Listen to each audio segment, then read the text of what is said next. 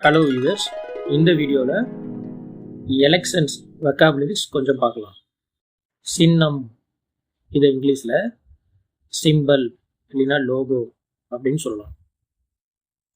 இடைத்தேர்தல், இதை இங்கிலீஷில் பை எலெக்ஷன் அப்படின்னு சொல்லலாம்.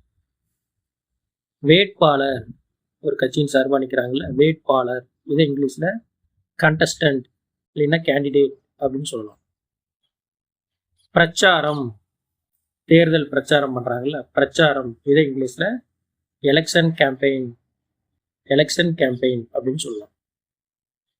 கூட்டணி, தேர்தல் கூட்டணி வைக்கிறாங்கல்ல இதை இங்கிலீஷில் எலக்ட்ரோல் அலையன்ஸ் அப்படின்னு சொல்லலாம். தொகுதி, உங்க தொகுதி என்ன, நம்ம தொகுதி என்ன அப்படின்னு கேட்குறாங்களா. தொகுதி, இந்த ஊர், அதுக்கு இங்கிலீஷில் கான்ஸ்டியூவன்சி அப்படின்னு சொல்லலாம். தொகுதி, கான்ஸ்டியூவன்சி. வாக்காளர், இதை இங்கிலீஷில் ஓட்டர் அப்படின்னு சொல்லலாம். மாநாடு போடுறாங்களா மாநாடு, இதை இங்கிலீஷில் கான்ஃபரன்ஸ். வாக்குச்சாவடி, இதை இங்கிலீஷில் போலிங் பூத் அப்படின்னு சொல்லலாம்.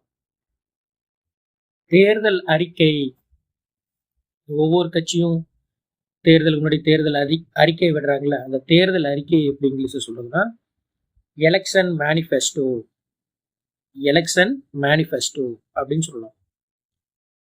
கட்சி, இதுக்கு என்ன இங்கிலீஷில் கட்சி இங்கிலீஷில் பார்ட்டி அப்படின்னு சொல்லலாம். தேங்க்யூ.